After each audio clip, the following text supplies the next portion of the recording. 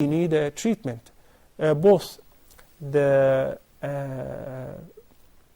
treatment with regards to boosting your iman, knowing what you're doing is haram, and the proper treatment of how to eliminate this habit from your life, how to overcome this. I mentioned before to the boys, to the brothers who asked about this repeatedly, and I said, one advice is, do not stay alone. Do not live alone. Do not travel alone. Do not spend plenty of time alone by yourself. Because the Prophet ﷺ said, لا يسافرن أحدكم وحده ولا ينامن أو يبيتن وحده. When you are alone, you are an easy hunt for a shaitan. Like the stray sheep is an easy hunt for the wolf. Number two, a person only tends to do that when the iman level decreases. So as long as you keep the iman level up, it's very hard for the shaitan to convince you. So every time the shaitan comes to you to whisper to you, to make you think and reflect upon an image that you have seen or a porn site that you've been browsing or وَإِمَّا يَنْزَغَنَّكَ مِنَ الشَّيْطَانِ نَزْغٌ فَاسْتَعِذْ بِاللَّهِ. Right away seek refuge with Allah subhanahu wa ta'ala. Recite Quran. Get and make wudu. Make wudu, the shaitan will flee. It would be best if you can offer 2 rak'ahs.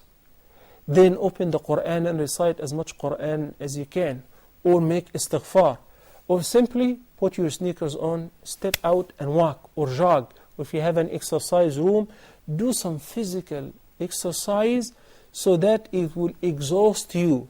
Most of those who are indulged into this are not into physical exercise. They're easy hunt also. So the treatment of the problem has 2 parallel ways. It's not only by giving the advices and increasing your iman. And no, there's a lot in your life which is not occupied. Do as much as you can of physical exercise. Occupy yourself by reading useful materials. And as you said, you Googled it. It is very important to know the medical danger and the side effects of having such, of practicing such an evil and bad practice and getting used to it and addicting such thing. I'm glad she confessed to you and she sought your help.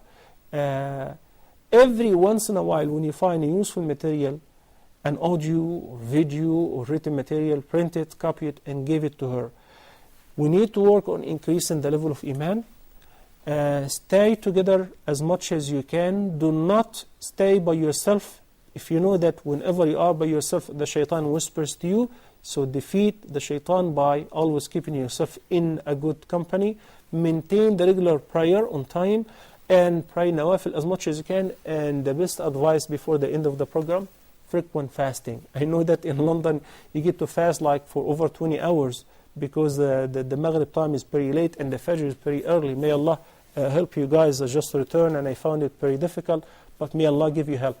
Fasting is advised by the Prophet ﷺ in order to decrease that evil desire and the shahwa. He said, O young men, if you can get married, if you can afford it, get married. If you can't, then adhere to fasting. It is the best means of protection.